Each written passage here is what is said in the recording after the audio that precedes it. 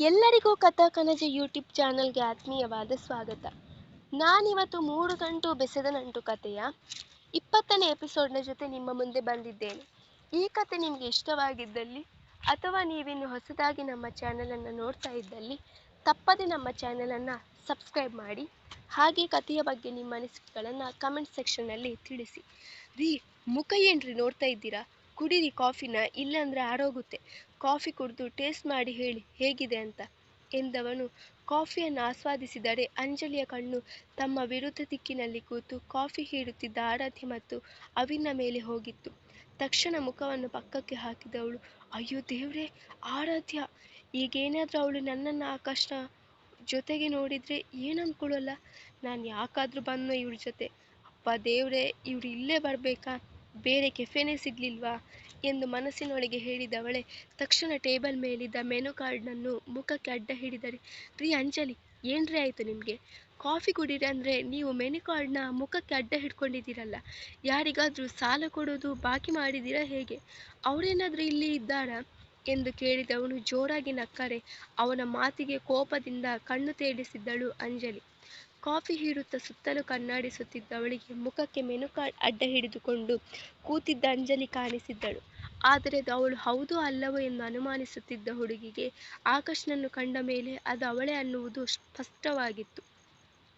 ಆದರೆ ಅವರಿಬ್ಬರು ಜೊತೆಯಾಗಿ ಇಲ್ಲಿ ಹೇಗೆ ಎಂದು ತಲೆ ಕೆಡಿಸಿಕೊಂಡವಳು, ಅವಿನವ್ರೆ, ಅದು ಆಕಾಶನ್ನಲ್ವಾ? ಮತ್ತೆ ಅದು ನಮ್ಮ ಅಂಜಲಿ ಎಂದು ಕೇಳಿದಳು. ತಕ್ಷಣ ಅವನ ಕಣ್ಣು ಕೂಡ ಅತ್ತಲ್ಲಿಯೇ ಹೊರಳಿತ್ತು. ಆಕಾಶ್ನನ್ನು ಕಂಡೊಡನೆ ಅವನ ಪಕ್ಕದಲ್ಲಿ ಇರುವ ಹುಡುಗಿ ಯಾರು ಎಂದು ಗುರುತಿಸಲು ಅವನಿಗೆ ಹೆಚ್ಚು ಸಮಯ ಬೇಕಾಗಿರಲಿಲ್ಲ. ಓಹೋ, ಈ ನನ್ನ ಮಗ ಅಂಜಲಿ ಅವರನ್ನು ಕಾಫಿ ಕೆಫೆಗೆ ತನಕ ಕರ್ಕೊಂಡು ಬಂದಿದ್ದಾನೆಂದರೆ ಇವರಿಬ್ಬರ ಲವ್ ಸ್ಟೋರಿ ಟ್ರ್ಯಾಕ್ಗೆ ಬಂದಿದ್ದನ್ಸುತ್ತೆ. ತುಂಬ ಬುದ್ಧಿವಂತ ಈ ನನ್ನ ಮಗ ಎಂದು ಮನಸ್ಸಿನಲ್ಲಿ ನಕ್ಕ ಅವನು, ಹೌದಾ ಆರಾಧ್ಯ, ಅದು ಅವರೇ ಎಂದು ಏನು ಗೊತ್ತಿಲ್ಲದಂತೆ ನುಡಿದಿದ್ದನು. ಹಾಗಾದರೆ ಬನ್ನಿ, ಅವರ ಹತ್ರನೇ ಹೋಗೋಣ ಎಂದು ನುಡಿದು ಅಲ್ಲಿಂದ ಎದ್ದು ಹೊರಟ ಹುಡುಗಿಯನ್ನು ಹಿಂಬಾಲಿಸಿದನು ಅವಿನ್. ಅವನ ಮುಖದ ಮೇಲೆ ಅದೇನು ನಗುವಿನ ಎಳೆ. ಅಂಜಲಿ ಎಂದು ಹೇಳಿಕೊಂಡು ಬಂದ ಆರಾಧ್ಯ ಅಂಜಲಿಯ ಭುಜವನ್ನು ಒತ್ತಿ ಹಿಡಿದರೆ ಈಗ ಕೊನೆಗೂ ತಾನು ಸಿಕ್ಕಿ ಹಾಕಿಕೊಂಡು ಬಿಟ್ಟೆ ಅನ್ನುವಂತೆ ಮುಖಕ್ಕೆ ಅಡ್ಡ ಹಿಡಿದ ಮೆನು ಕಾರ್ಡ್ನ ಪಕ್ಕಕ್ಕೆ ಸರಿಸಿದವಳು, ಹಾಯ್ ಆರಾಧ್ಯ. ಹಾಯ್ ಅವಿನವರೇ ಎಂದು ಸಂಕೋಚದಿಂದಲೇ ನುಡಿದು ಆಕಾಶ್ನ ಮುಖ ನೋಡಿದರೆ ಅವನಿಗೀಗ ಅವಳು ಮುಖಕ್ಕೆ ಮೆನು ಕಾರ್ಡನ್ನು ಅಡ್ಡ ಹಿಡಿದ ಹಿಂದಿನ ಉದ್ದೇಶ ಅರ್ಥವಾಗಿತ್ತು. ಈಗ ಅವನ ಮುಖವು ಇಂಗು ತಿಂದ ಮಂಗನ ಹಾಗೆ ಆಗಿತ್ತು. ಅವರಿಬ್ಬರನ್ನು ಅಲ್ಲಿ ಕಂಡು ಬೆಚ್ಚಗೆ ಹೋಗಿದ್ದರು. ಹೇ ಅಂಜು, ನೀನೇನೆ ಇಲ್ಲಿ, ಕೆಲ್ಸಕ್ಕೆ ಹೋಗ್ಲಿಲ್ವಾ ಎಂದವಳ ಕಣ್ಣು ಹೋಗಿದ್ದು ಆಕಾಶ್ನ ಮೇಲೆ. ಆಕಾಶನ್ನ ನೀವು? ಅದು ಕೂಡ ಅಂಜಲಿ ನೀವು ಜೊತೆಗೆ ಇಬ್ರು ಒಟ್ಟಿಗೆ ಬಂದ್ರಾ ಎಂದು ಆಶ್ಚರ್ಯದಿಂದ ಕೇಳಿದ ಆರಾಧ್ಯಳಿಗೆ, ನೀವೇನ್ರಿ ಆರಾಧ್ಯ, ಒಳ್ಳೆ CBI ಅವರ ಥರ ಪ್ರಶ್ನೆ ಮೇಲೆ ಪ್ರಶ್ನೆ ಪ್ರಶ್ನೆ ಮೇಲೆ ಪ್ರಶ್ನೆ ಕೇಳ್ತಾನೆ ಇದ್ದೀರಲ್ಲ. ಪಾಪ, ಅವರಿಬ್ರು ಕಾಫಿ ಕುಡಿಯೋಣಂತ ಇಲ್ಲಿಗೆ ಬಂದಿರ್ತಾರೆ ಅಷ್ಟೇ ಎಂದ ಅವಿನ್ ಆಕಾಶ್ನ ಕಡೆ ತಿರುಗಿ. ಅಲ್ವೇನೋ ಆಕಾಶ್ ಎಂದು ಕೇಳಿದವನ ಮುಖದಲ್ಲಿ ಇದ್ದದ್ದು ತುಂಟ ನಗು. ಆದರೆ ಅದು ಗಮನಕ್ಕೆ ಬಂದಿದ್ದು ಆಕಾಶ್ಗೆ ಮಾತ್ರ.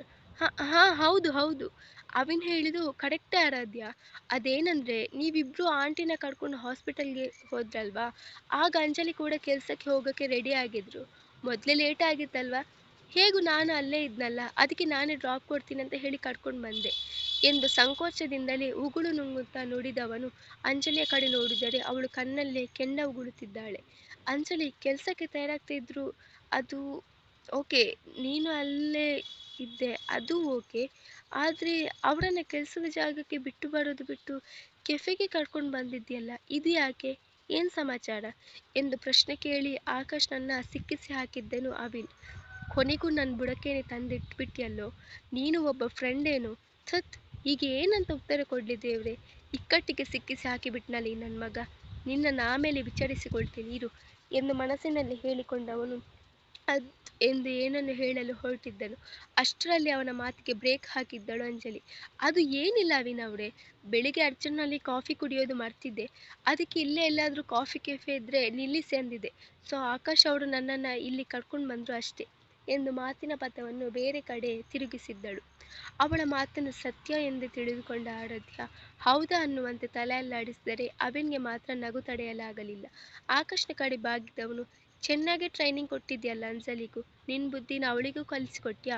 ಆದರೂ ಒಂದಂತೂ ಸತ್ಯ ಕಣು, ಅಂಜಲಿ ನಿಂಗೆ ಒಳ್ಳೆ ಹೆಂಡತಿ ಆಗ್ತಾಳೆ. ಗಂಡನನ್ನು ಹೇಗೆ ಮಾತಿನ ಧಾಟಿಯಿಂದ ಬಚಾವ್ ಮಾಡ್ಬೇಕನ್ನೋದನ್ನು ಈಗಿಂದನೇ ಕಲಿತಿದ್ದಾಳೆ ಎಂದು ಪಿಸುಧ್ವನಿಯಲ್ಲಿ ನುಡಿದರೆ ಅವನನ್ನು ಕೊಲ್ಲುವಂತೆ ನೋಡಿದ್ದನು ಆಕಾಶ್.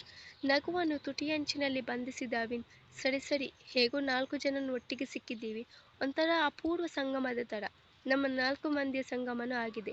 ಎಲ್ರೂ ಖುಷಿಯಿಂದ ಕಾಫಿ ಕುಡೀರಿ, ಇಲ್ಲಾಂದ್ರೆ ಆರೋಗುತ್ತೆ ಎಂದವನು ಆಕಾಶ್ನ ಕಡೆ ತಿರುಗಿ, ಆಕಾಶ್ ನೀನು ಕುಡಿಯೋ ಎಂದಿದ್ದನು. ಅವನ ಮಾತಿನಂತೆ 4 ಮಂದಿ ಕೂಡ ಹಬೆಯಾಡುವ ಕಾಫಿಯನ್ನು ಹೀರತೊಡಗಿದ್ದರು. ಆರಾಧ್ಯ, ಡಾಕ್ಟರ್ ಏನಂದ್ರು? ಏನೂ ಸಮಸ್ಯೆ ಇಲ್ಲ ತಾನೆ? ಅದ್ಸರಿ, ಆಂಟಿ ಎಲ್ಲಿ? ಎಲ್ಲೂ ಕಾಣಿಸ್ತೇ ಇಲ್ಲ ಎಂದು ಆಶ್ಚರ್ಯದಿಂದ ಕೇಳಿದಳು ಅಂಜಲಿ. ಆಗಲೇ ಜಾನಕಿ ಅವರ ಅನುಪಸ್ಥಿತಿಯೇ ಅರಿವಾಗಿದ್ದು ಆಕಾಶ್ಗೆ. ಅಮ್ಮನನ್ನು ಹಾಸ್ಪಿಟಲ್ನಲ್ಲಿ ಅಡ್ಮಿಟ್ ಮಾಡಿ ಬಂದಿದ್ದೀವಿ ಅಂಜು. ಪ್ರಾಬ್ಲಮ್ ಏನಿಲ್ಲ, ಟ್ರೀಟ್ಮೆಂಟ್ ಕೊಟ್ಟರೆ ಎಲ್ಲನೂ ವಾಸಿ ಆಗುತ್ತೆ ಅಂದರು ಡಾಕ್ಟರ್. ಅದಕ್ಕೆ ಅವರನ್ನು ಅಲ್ಲೇ ಅಡ್ಮಿಟ್ ಮಾಡಿ ಬಂದ್ವಿ. ನಾಳೆ ನಾಡೋಕೆ ಹೋಗಬೇಕು, ಇಲ್ಲಾಂದರೆ ತುಂಬ ನೊಂದ್ಕೋತಾರೆ. ನಿಂಗೆ ಗೊತ್ತಲ್ವಾ, ಅವರಿಗೆ ಈ ಹಾಸ್ಪಿಟಲ್ ಮೆಡಿಸಿನ್ ಸ್ಮೆಲ್ ಆಗಬಾರಲ್ಲ ಅಂತ ಎಂದವಳು. ಇದೆಲ್ಲ ಕಳೆದು 1 ಸಲ ಅಮ್ಮ ಹುಷಾರಾಗಿ ಬಿಟ್ಟರೆ ಸಾಕಿತ್ತು, ಅದೊಂದೇ ನನಗೆ ಬೇಕಿರೋದು ಎಂದವಳ ಕಣ್ಣಾಳಿಗಳು ಆಗಲೇ ತುಂಬಿದ್ದವು. ಕಾಫಿ ಕಪ್ನ ಟೇಬಲ್ ಮೇಲಿಟ್ಟ ಅಂಜಲಿ ಅವಳ ಭುಜವನ್ನು ಒತ್ತಿ ಹಿಡಿದು, ಹೇ ಆರಾಧ್ಯ, ಕಾಮ್ ಡೌನ್. ಯಾಕಿಷ್ಟೊಂದು ಟೆನ್ಷನ್ ಮಾಡ್ಕೋತಿದ್ಯಾ? ಡಾಕ್ಟರ್ ಹೇಳಿದಾರಲ್ಲ ಹುಷಾರಾಗ್ತಾರೆ ಅಂತ. ಮತ್ತ್ಯಾಕಾಳು? ಏನೂ ಆಗಲ್ಲ, ಸರಿ ಹೋಗುತ್ತೆ ಎಂದವಳೆ ತನ್ನ ಕರವಸ್ತ್ರದಿಂದ ಅವಳ ಕಣ್ಣೊರೆಸಿದಳು ಅಂಜಲಿ. ಅವಳನ್ನು ಸಮಾಧಾನಿಸಲು ಅಂಜಲಿಯಿಂದ ಮಾತ್ರ ಸಾಧ್ಯ ಎಂದು ಮೊದಲೇ ತಿಳಿದಿದ್ದ ಅವಿನ್ ಮತ್ತು ಆಕಾಶ್ ಇಬ್ಬರು ಕೂಡ ಅವಳನ್ನು ಸಮಾಧಾನಿಸುವ ಗೋಜಿಗೆಯೇ ಹೋಗಿರಲಿಲ್ಲ. ತುಸು ಹೊತ್ತಿನ ಬಳಿಕ ಸುಧಾರಿಸಿಕೊಂಡವಳು, ಅಂಜು, ನಿಂಗೆ ಅನನ್ಯ ನಿನ್ನ ಜೊತೆ ಇರೋದು ಕಷ್ಟ ಆಗ್ತಿದೆ ಅಂದರೆ ಹೇಳು, ನಾನು ಬೇರೆ ಎಲ್ಲದೂ ವ್ಯವಸ್ಥೆ ಮಾಡ್ತೀನಿ ಎಂದಳು.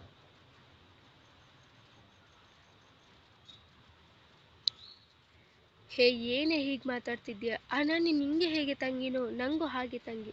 ಸೊ ಇದರ ಬಗ್ಗೆ ನೀನು ಮಾತಾಡೋ ಹಾಗಿಲ್ಲ, ಓಕೆನಾ ಎಂದವಳ ಮಾತು ಕೇಳಿ ಮನಸ್ಸಿಗೆ ಒಂದು ಕಡೆ ನೆಮ್ಮದಿಯಾದರೆ ಅವಳಂತ ಗೆಳತಿ ತನಗೆ ಸಿಕ್ಕಿರುವುದೇ ದೊಡ್ಡ ಭಾಗ್ಯ ಎಂದುಕೊಂಡು ಬಿಟ್ಟಿದ್ದಳು ಆರಾಧ್ಯ. ಸರಿ, ನಾವಿನ್ನು ಹೊರಡೋಣ ಆರಾಧ್ಯ, ಲೇಟ್ ಆಯಿತು. ನಿಮ್ಮನ್ನು ಮನೆ ತನಕ ಡ್ರಾಪ್ ಮಾಡಿ ಆಮೇಲೆ ನಾನು ಆಫೀಸ್ಗೆ ಹೋಗಬೇಕು ಎಂದವನು ಎದ್ದು ನಿಂತರೆ ತಾನು ಎದ್ದು ನಿಂತಿದ್ದಳು ಆರಾಧ್ಯ. ಬಾಯ್ ಕಣೋ ಆಕಾಶ್, ಪಂಜಲಿ ಬಾಯ್ ಎಂದವನು ಮುಂದೆ ಹೆಜ್ಜೆ ಹಾಕಿದರೆ ಗೆಳತಿ ಮತ್ತು ಆಕಾಶ್ಗೆ ವಿದಾಯ ಹೇಳಿ ಅಲ್ಲಿಂದ ಹೊರಡಿದ್ದಳು ಆರಾಧ್ಯ. ಅವರಿಬ್ಬರು ಅಲ್ಲಿಂದ ಹೋಗಲು ಕಾಯುತ್ತಿದ್ದ ಅಂಜಲಿ ಅವರು ಹೋದ ನಂತರ ಧಡಕ್ಕೆಂದು ಎದ್ದವಳು ತನ್ನ ವ್ಯಾನಿಟಿ ಬ್ಯಾಗನ್ನು ಹೆಗಲಿಗೆ ಹಾಕಿಕೊಂಡು ತಕ್ಷಣ ತೆಗೆದು ಟೇಬಲ್ಗೆ ಕುಕ್ಕಿದ್ದಳು.